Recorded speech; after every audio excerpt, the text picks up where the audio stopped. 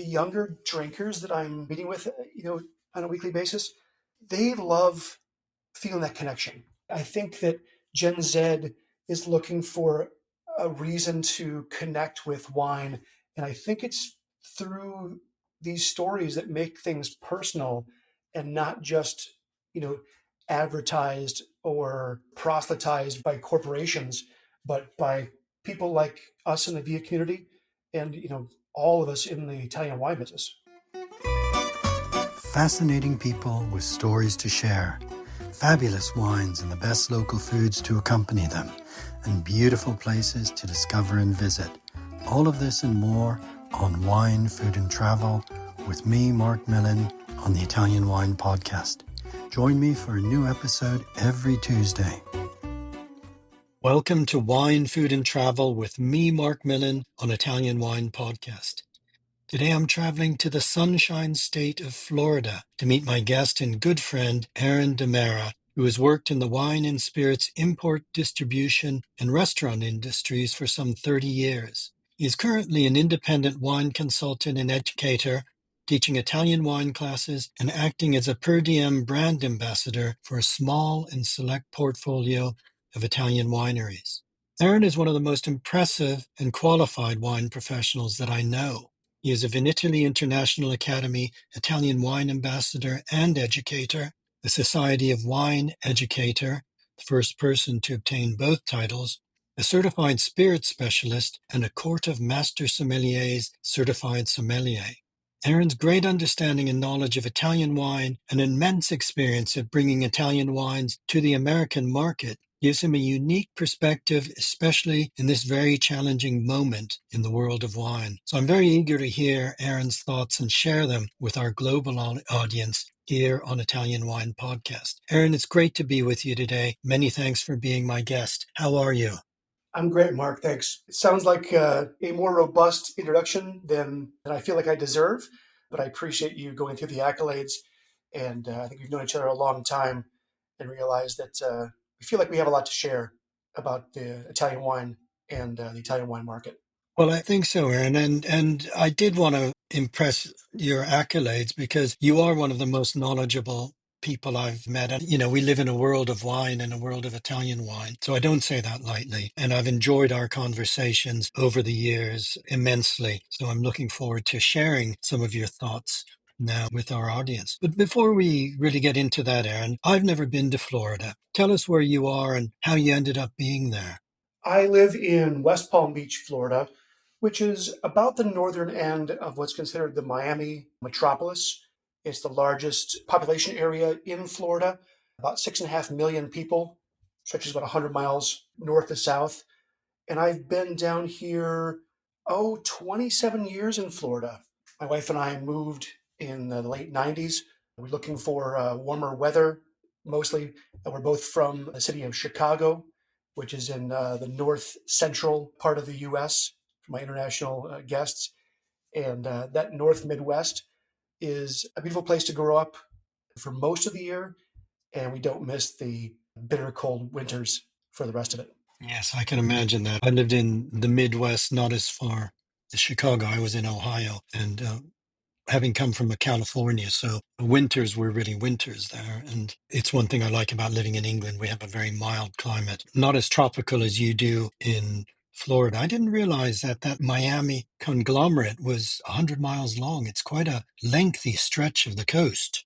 Well, Florida on the map, it's about half the size of Italy with about a third the population. So it's now the third largest state in population in the US.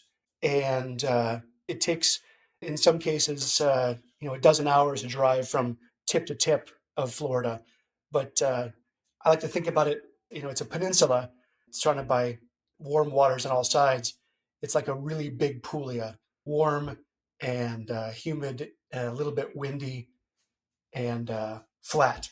Definitely sunny and flat. Oh, that's really interesting. And actually, it is interesting to put the size and the scale of the state in relation to the Italian peninsula, which really shows how big Florida is and what an important market it is to work in and work in the world of wine and spirits. Now, you've worked in this industry for some 30 years, Erin. Was this always your chosen profession? What brought you into the world of wine and hospitality? Well, I can't say it was completely by chance. I started working in restaurants, putting myself through university and then through postgraduate studies. And I was fortunate to work in a really fantastic Italian restaurant in the city of Chicago under our wine director. He wasn't a certified sommelier, or, the pins weren't as prevalent as they are now. But we had one of the largest wine lists for Italian wine in the city. And being as the bar manager, I was responsible for ordering inventory, set it on meetings. And while I was working on a master's and PhD track program in American history, I really fell in love with wine and especially Italian wine. And so I decided, instead of defending my thesis, that the wine world was something I wanted to explore. I was lucky that my wife was supportive of my decision.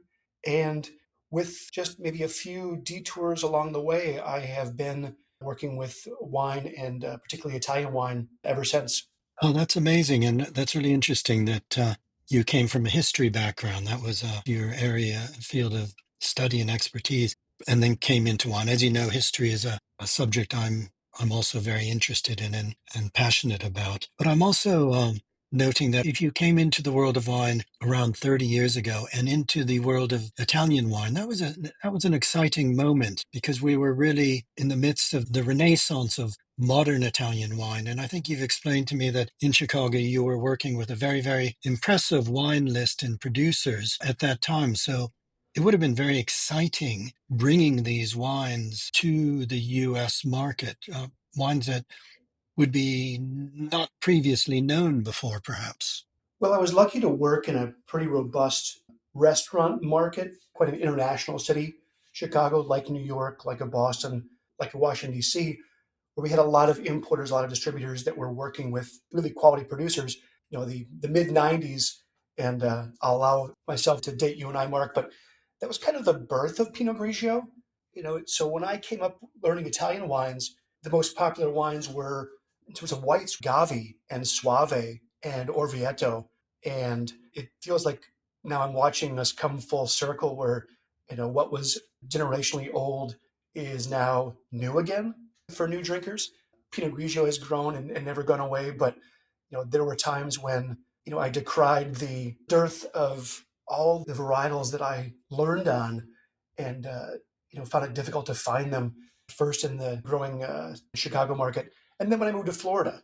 This is a tourist market, and so trends tend to lag behind for wine drinking, like most tourist areas. So 25, 30 years ago, the selection of Italian wines was not what it is now. I feel lucky to live in Florida now where it's a growing market, and I had the opportunity to present my experience with the Florida market at Wine to Wine the year before last. So it would have been, November of 23.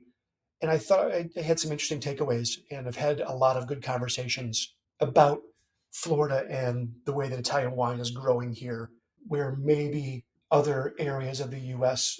are not growing, are not seeing growth, or are seeing declines in wine sales and wine conversations.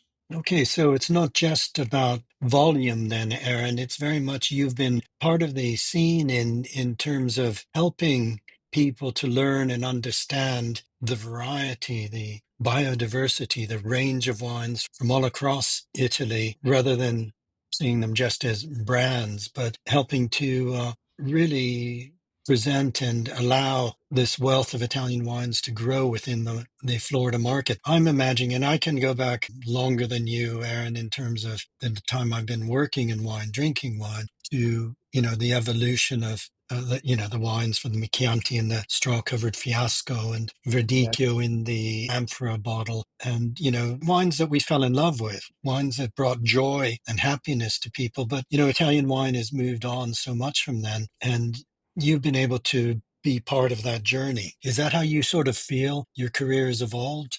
Oh, very much so. As much as I love the restaurant business, when I moved to Florida, I felt like I wanted to find out what other what other careers were out there working with wine.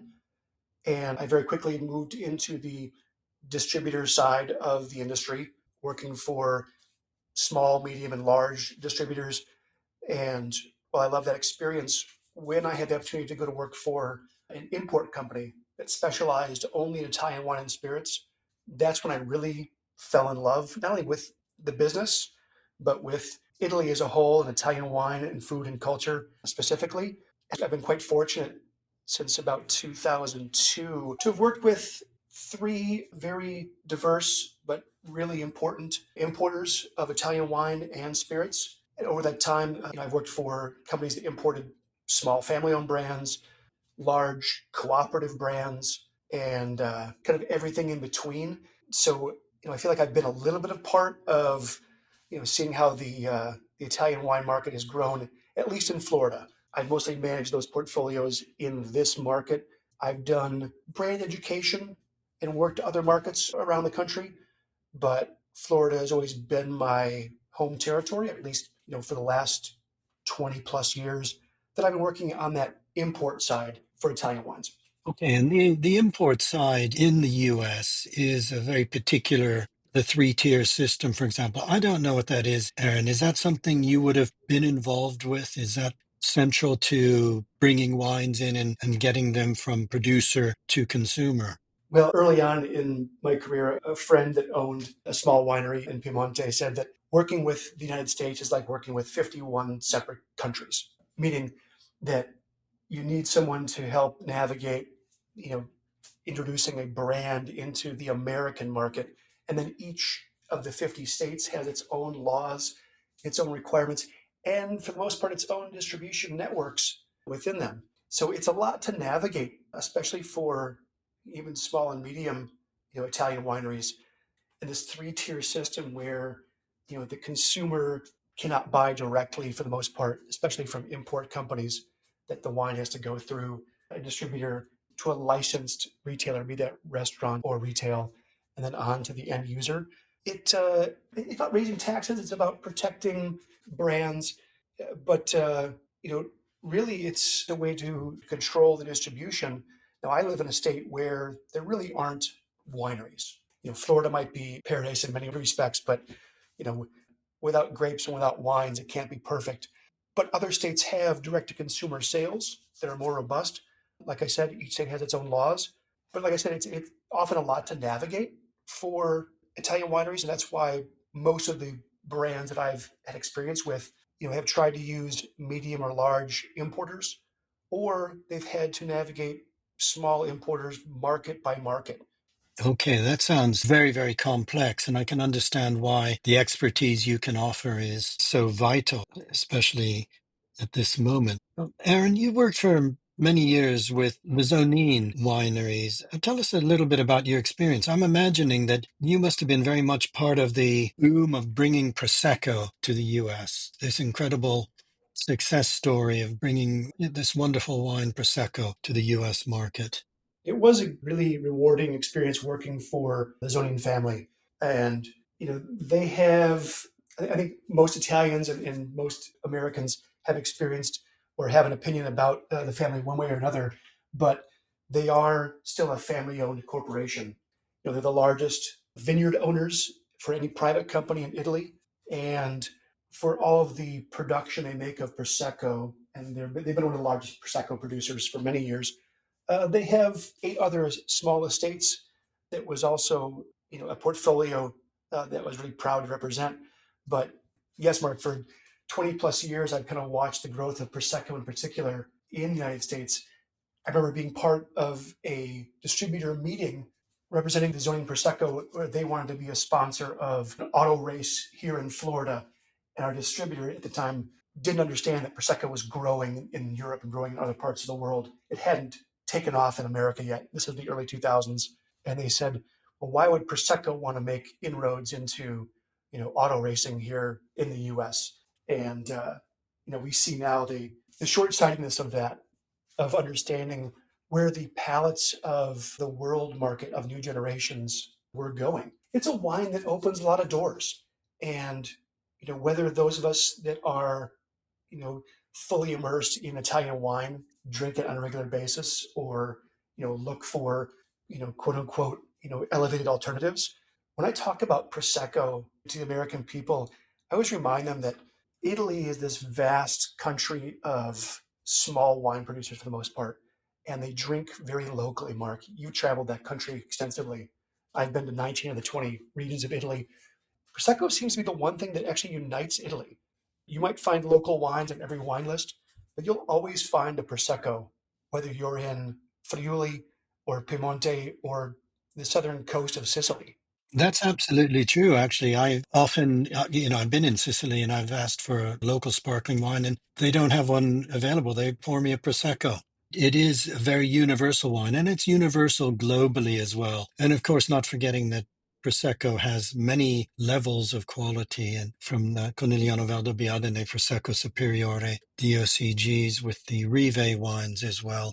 It's certainly a wine not to be sniffed at by experts or wine lovers. It's a wine that brings great happiness and pleasure. And I know the Zonine family, I've met the teams in England, in the UK here, and have, been part of that story, which is a beautiful success story, but also, as you say, now with the very impressive portfolio of wine estates from the north right to the south, down even into to Sicily. And I know that gave you access to understanding wines from throughout the country. And maybe it was around this time that you began your studies and your involvement, the Vinitaly International Academy, in your quest to become a Vinitaly International Academy Italian wine ambassador. Is that right?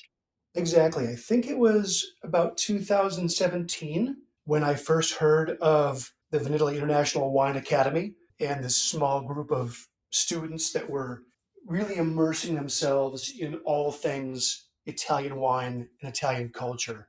And I remember applying for the program in 2018 and receiving a very nice form letter back that the class was quite small. They were trying to keep an international, student ratio, and so there wasn't space for me at that time.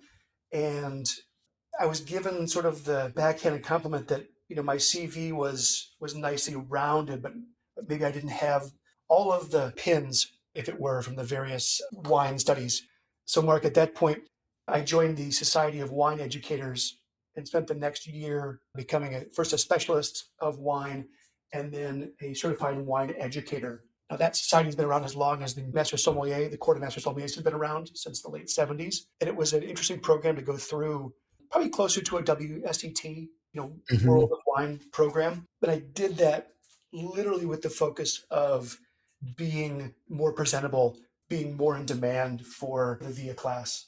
And so I couldn't tell you how excited I was to finally receive my invitation for the 2019 class in Verona, the flagship, which, as you know, ended up being the inaugural class of VIA 2.0, as we call it. Yes, yes, absolutely. And what has VIA brought to you? We met through VIA and we have a real community, I think, that all of us value. But what has VIA been for you and being an Italian wine ambassador?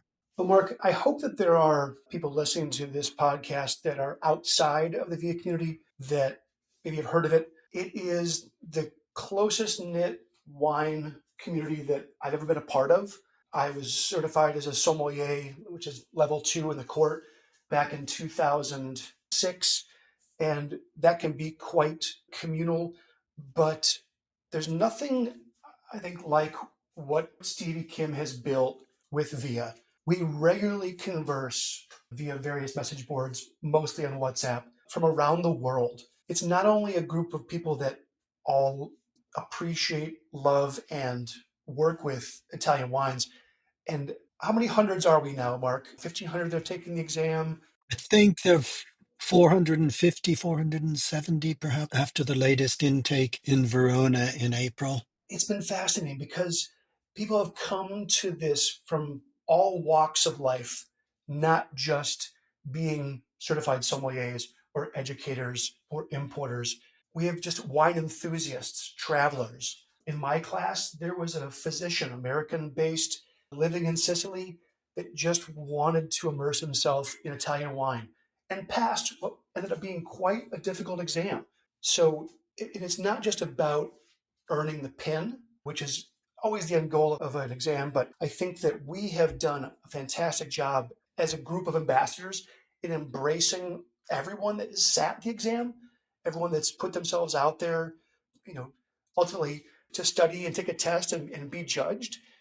But we've embraced, you know, everyone that's put forth the effort. And that's why, you know, every year that I come to Verona, I try to come early for the end ceremony because I love being able to celebrate with the new ambassadors. And I've done it now every year since 2019, with the exception of 2020. And also to encourage those that came so close not to give up. Mark, you and I both have friends in this community that have taken more than one attempt to pass the exam, and I don't think any of us, look down upon them, for the extra efforts. In fact, it's the reason why I think we're so involved in the ambassador program and with Vinitaly and with all the meetings and the tastings and everything that surround it, because it is such a tight knit community and we are so welcoming. Yeah, I think you've expressed my own feelings there, Erin. This inclusivity that Stevie has created is quite exceptional, and the generosity of the community. But at the same time, it helps achieve what the goal of the academy is. And, I do feel that all of us, and beyond the ones with the pin, as you say, all those who've gone through this intense learning experience, we really do feel that we are ambassadors of Italian wine. And for the industry, that's vitally important, but it also creates a deep and special sense of community. And I certainly value it as much as you do. And one thing that I've loved about, attending year after year and seeing the growth of the VIA Academy is the participation now of all the consortia in helping to sponsor tastings and events around the VIA Academy. There are so many wines, Mark, that, around the world ambassadors might not have the exposure to, like I do in America, like you do in the UK. And so when, these smaller wine groups are able to bring, a master class to us studying in the academy, it's an eye opener, especially for younger wine tasters that are just really wrapping their arms around the breadth and the depth of Italian wine. And it's probably the one thing that I would miss, that I do miss about not sitting through the classes again, is that only the attending budding ambassadors are allowed to sit through these consortium-led master classes and taste a dozen wines from Montefalco, taste a dozen wines from Montalcino, and listen to the producers really explain in depth and breadth, you know, what makes their wine so special. And so you hope that, we're all able to take that information, that passion, that exposure, back to our home markets. Ultimately, that's how wines get delivered around the world, become popular is a little bit of education, a lot of passion, and probably even more sweat equity. But not every Italian wine is known to every part of the world, although you and I both agree we would like to make it so. Yeah, no, that's absolutely right. And I think Italian wine, more than wine from almost anywhere else, needs this education because there's so many wines produced in small areas that, remain mainly unknown even within Italy, but wines that deserve to be tasted, deserve to be sold, deserve to find a market because they offer tastes and flavors and background, culture, and history that is utterly unique. And you're right, the candidates to become Italian wine ambassadors do have a remarkable learning experience with the support of the Italian wine industry through the consortia, through so many people that understand the importance and the value of what's being achieved. Now, Erin, I want to turn to some of the challenges that the world of wine, in particular the world of Italian wine, and maybe perhaps the world of Italian wine in the US is facing. And the challenges are many. I mean, we can talk about a number of issues. Health has suddenly, after wine has been drunk and enjoyed for literally thousands of years, has been part of life and civilization. We're now being told that wine is a dangerous substance and there's no safe level of drinking. And, this is a shock to us as wine lovers, as wine drinkers. It's a shock to the wine industry, not just Italy, but the wine industry across the world, because this is a product that is natural and healthy, we feel. What are your feelings about how this is impacting the market and sales and the perception of wine in your area? Well, certainly, Mark, from your perspective, I think it was the NIH that first came out and said there was no recommended level of alcohol. And I think that some of these governments have stopped just short of labeling this food that we've consumed for thousands of years as poison, but it does feel like a bit of a turning point in the healthy lifestyle, or the Mediterranean paradox, if you will, that we've thought we've enjoyed for certainly for my lifetime. The conversation about alcohol, I think, needs to be almost separated from wine, because in my experience growing up as a bartender and in the restaurant business, there's different kinds of drinking. And the one thing I've really learned from spending so many times in Italy, in France, in Spain, is that the Europeans and much of the world, they look at wine as a condiment on the table. It's part of the meal. It's not something to be consumed for its own sake, or for the alcoholic effect that's inside. you know that's either a fortunate or unfortunate byproduct of the wine, but wine itself is not a cocktail. And we know that there are some compound medical benefits, however small, from wine, that other spirits certainly don't have. But I think it does a disservice to us as a people to lump wine in with high alcohol distilled spirits. Certainly it's ultimately an alcohol, and every physician has to make their own decisions what they are going to tell their patients, or what physician-led government industries are going to tell their peoples. But my perspective here is, my wife is a physician. She's been in practice for 30 years. And, full disclosure, she actually specializes in addiction medicine. So she works with patients that do have issues with alcohol and other substances, but we also consume wine at home at a very modest level. And, you know, she's the first to say that she doesn't equate modest wine consumption with a meal with alcohol abuse. What we are more focused on as a family, and my wife is a physician, is the overall types of foods that we consume. I think the narrative here in the United States is slowly moving towards looking at how food is processed. We can follow the story of a grape from vine to tank to barrel to bottle and know exactly what goes into it. There are few other foods, I hope you agree, that we can do that with. And, Mark, I think that we as a civilized people and an educated people start looking at, the food consumption and how things are processed without demonizing the obvious targets like wine as part of the alcohol, retinue, then, then we're never going to quite be healthier.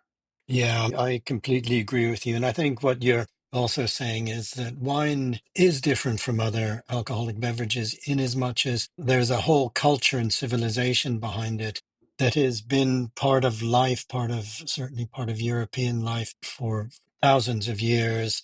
And, as you say, it's something that is very much part of enjoying with food, enjoying in a healthy, balanced way with food. So I hope that these guidelines and warnings do not intensify, because I think it does a disservice not just to the wine industry, but it makes people worried. It makes people concerned when, as you say, there are many, many other things to be worried about, such as ultra processed foods. Now, I think it's easy to also feel just at this moment that the world of wine is the world as a whole, Aaron, not just wine, my goodness, is on the brink of chaos. We have, as you know, and we've talked about it, for the threat of the tariffs, which are making an immediate impact already with the 10% tariff that's been added, with possibly much more severe tariffs to come. And when we were both at Vinitaly over the past month, I think that there was a real sense with almost everybody we talked about, producers, importers, people that were at Vinitaly for whatever reason. There was a concern, but also a determination and a belief that Italian wine will survive this, certainly. Tell me your feelings about this and tell me your perspective from the United States of how this is going to be impacting businesses and, what can be done. Well, I had to answer that question, quite a few times while I was in Verona for Vinitaly. And sometimes my stock answer was no one voted for these kind of tariffs. And I'm happy to keep our podcast today apolitical, but it's hard to because, decisions get made after votes are tallied that feel like unintended consequences. And it does feel like Italy is being caught up in, a larger geopolitical backlash that as a country it doesn't quite deserve.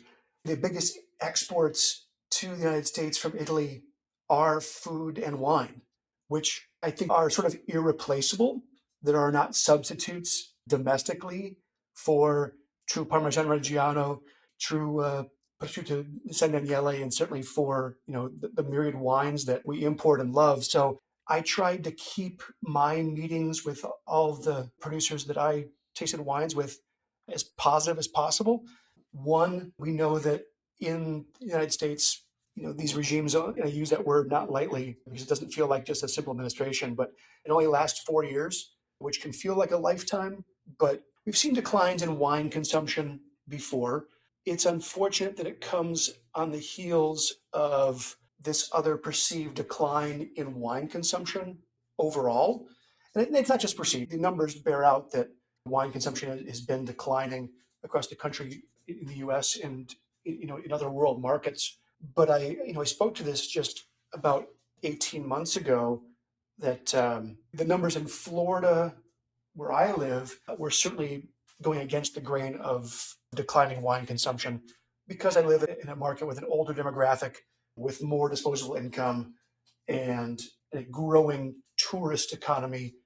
So for this market is their number one producer of income across Florida, and tourists also tend to consume wine. But the worries here was how do we engage the next generation of wine drinkers?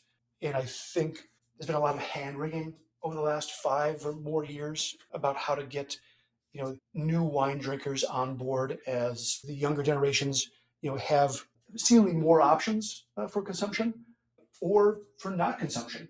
Is alcohol consumption down overall across many markets?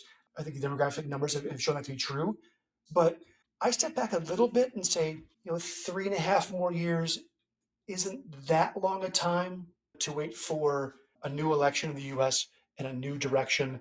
I definitely think that the current tariff situation will be resolved before then, as it negatively impacts the economy in myriad, unforeseen ways here in this country, which in the short term is quite unfortunate. I know that raising prices by 20% at the import level, which then, as we talked about, Mark, being a three-tier system, means that the importer gets charged more. They have to pass along that to the distributor that passes it along to the restaurant or retailer. And so that 20% tariff might become a 40% increase in price to the end consumer.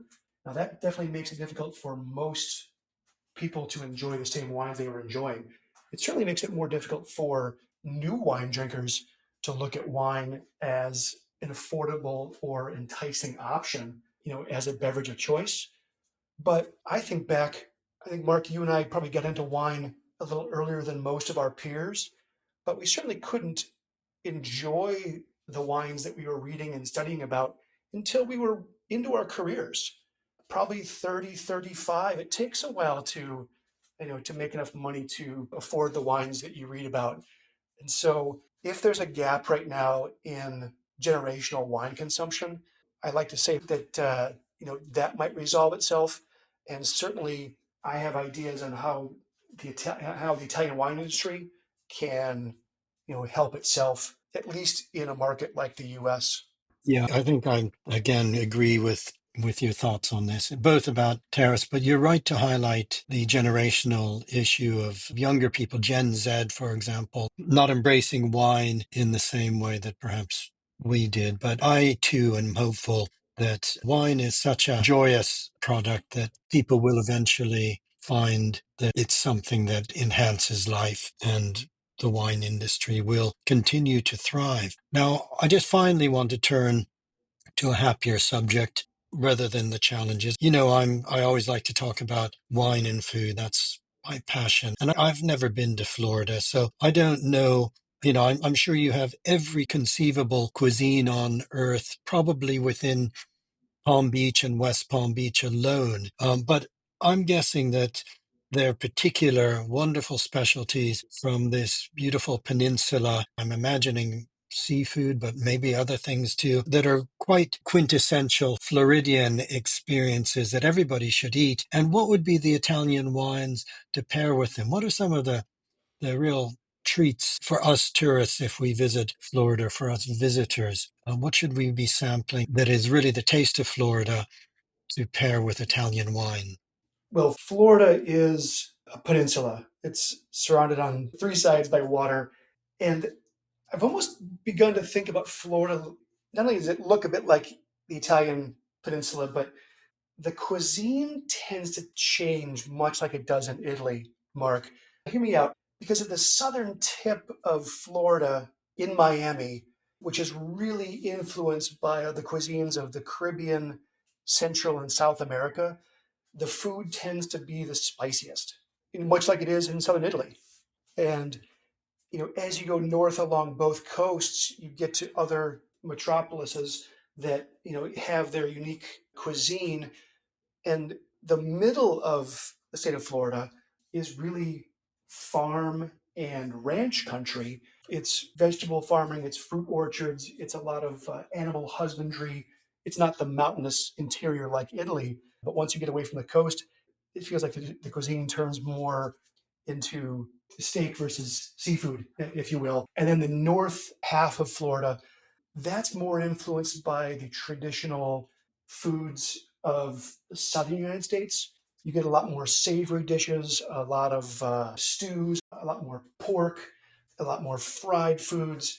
But there are some unique things to Florida cuisine that I haven't found substitutes for anywhere else in the world. The archipelago of islands off of the tip of Florida, the Florida Keys, are famous for a couple of things. The pink shrimp of the Keys, these really fat, juicy prawns that are easy to enjoy, just peel and eat, or or quickly in dishes, or even done sashimi style.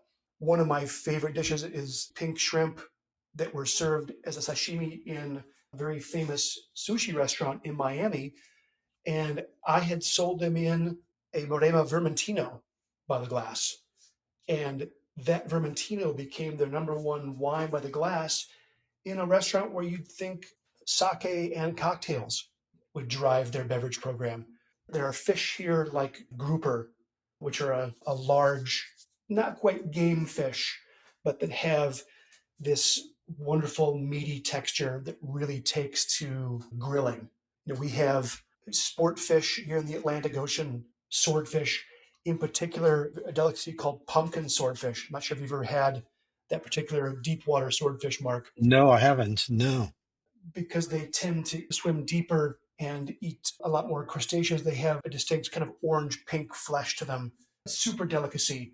And I try to use the influence that I had from my very first trip to Sicily, where I was served spada with Nero d'Avola, Ah, amazing. Yeah.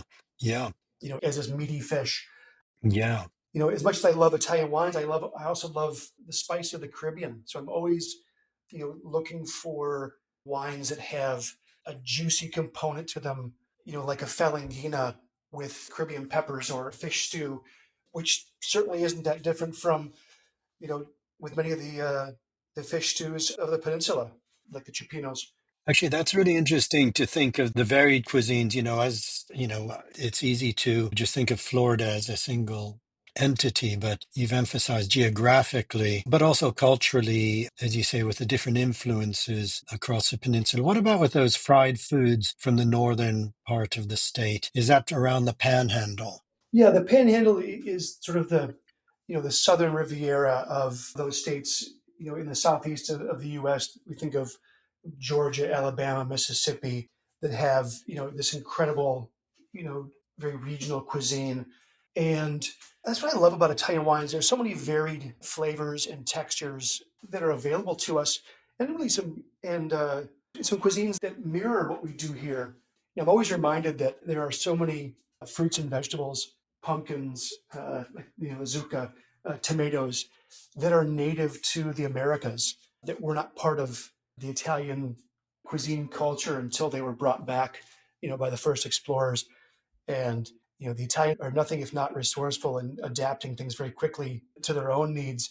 And you probably think that the Italians have elevated tomatoes to an art form, and I'd have to agree. But there's so many different ways to include them. It doesn't just have to be on Neapolitan pizza. You know, they can be stewed into a sauce with vegetables like okra, which is very Oh, yes, Southern American, very southern. Yeah, that brings a texture depending on how much pepper you're going to add or which meat you're going to add. You know, there's something where I love a Fiano, with a little more body, say, than a Falangina. that extra bit of creaminess. And if it's going to be roasted pork, am I going white with a Greco? Am I going red with with a Galliopo? Or is it meat on the bone where I'm looking at Alianico? And that's just from my most recent trip, to Campania. That gives me so many lovely ideas in terms of pairing all these foods. I remember doing some research for my talk at Wine to Wine. There are a little over 2,000 registered seafood restaurants in Florida, Mark. There's about the same number of Italian restaurants in Florida and about 1,000 steakhouses. And so one point I made to my attendees in this talk, speaking about the Florida market, was the Italians specialize in seafood on the coasts. And of course, whether it's northern, central, or southern Italian cuisine, there's always something, unique and interesting. But did the Florentines elevate steakhouses to an experience with the bistecca? Yes. And so certainly shouldn't we first and foremost be thinking about, all the expressions of Sangiovese when we're grilling steak? Absolutely. Actually, that's fascinating. I could go on listening to this for a long time, but I would rather do it in front of maybe a grill with us cooking together and certainly a few of these glasses of wines that you're mentioning. But you're definitely demonstrating how Italian wine is such a palette of flavors for us to enjoy with any type of cuisine. As you say, there's this wealth of cuisines in Florida. And it's a joy to be able to sample so many different flavors, but also to pair with wonderful Italian wines. We enjoy speaking about this, and so many of our listeners do. But now that I've gone back, working recently back on premise, if you will, working part time in a wine bar, being able to share stories with guests on a nightly basis, I'm realizing that we're the beneficiaries of working, in our chosen field of Italian wine, which has the most stories, or at least it feels like the stories are unique and interesting and incorporate, so much of history, as you demonstrated with your fantastic book. But the younger drinkers that I'm meeting with, on a weekly basis, they love feeling that connection. I think that Gen Z is looking for a reason to connect with wine. And I think it's through these stories that make things personal and not just, you know, advertised or proselytized by corporations, but by people like us in the VIA community and, all of us in the Italian wine business.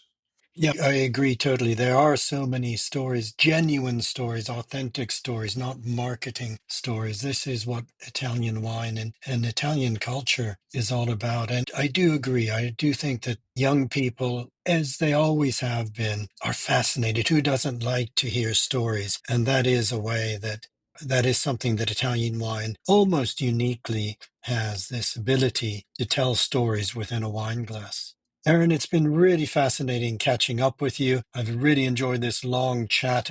As I say, I look forward to more chats with you when we next meet. I've never been to Florida, but who knows? Maybe I'll find a way to come over. And I'd certainly like to show you my part of the UK when you're next over here. But in the meantime, thanks so much for being my guest today, and I hope to see you soon. Thank you, Mark. I always appreciate speaking with you, and thanks for giving me the opportunity to share, a little bit of my passion about Italian wine and about what we do. It's been a real pleasure, and we'll be in touch then. Thanks, Erin. See you soon. Thank you, Mark. Ciao. We hope today's episode of Wine, Food and Travel with me, Marc Millon, on the Italian Wine Podcast has transported you to somewhere special. Please remember to like, share, and subscribe wherever you get your pods. Likewise, you can visit us at ItalianWinePodcast.com. Until next time, chin chin.